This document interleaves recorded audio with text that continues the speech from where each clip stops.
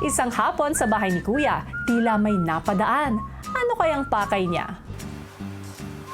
Kuya? Mrs. Please. Parang may naliligaw sa bahay ko. Kuya, you're here? I am. I'm here also, Kuya.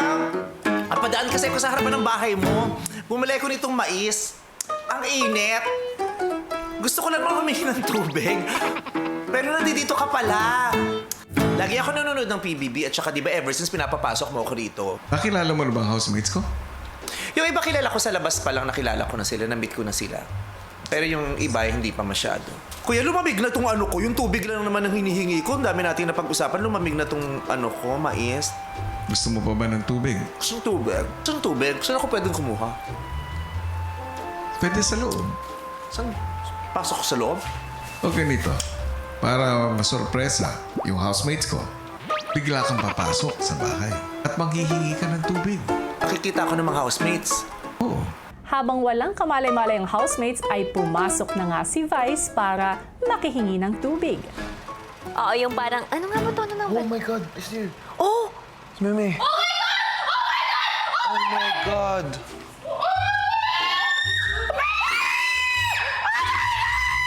Kaya alam niyo naman po, kuya, yung pagtingin ko, kuya, sobrang blur. Kaya nung pagkita ko po sa isang figure, kuya, sabi ko, si Ate Clang ba to?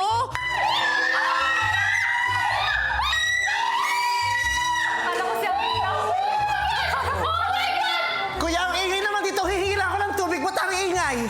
Sabi ko, ba't tumangkad si Ate lang? Tapos nung na-realize ko, kuya, na si Meme Vice pala. Oh my God! Medyo na ano po talaga ako kanina na overwhelmed. Sobrang saya ng puso ko, kuya. Kasi nakita ko si Meme. Kaya yun po, kuya, direkta po akong pumunta dun sa kitchen. Te, ang damot niyo. Ang init sa labas, kuya. Tapos ito lang papainom mo sa akin. Sa sobrang kaba ko, kuya, hindi ko napuno yung baso, baklo. Sobrang nakakahiya talaga, kuya. Actually, ganito talaga ako para sa tubig lang. Oh my God! Ano ko kuya? Hi! Hi, dear. Hi! Nice to see you again! Hello!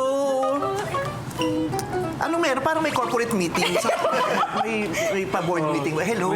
Hi, Will. Hi! Nagulat din po ako. Kaya kasi growing up, talagang pinapanood ko din po sila sa Showtime. Hello, hello. Hello. Hi. Hello. Hi, Bel. Kumakain kasi ako ng sweet corn. Di ba lang naman ako sa labas? Bumili ko ng sweet corn. Tapos, ang init. So, humingi lang naman ng tubig. Pinapasok ako sa confession room. Tapos pinapasok ako dito. Yun lang. Humingi lang talaga ako ng tubig.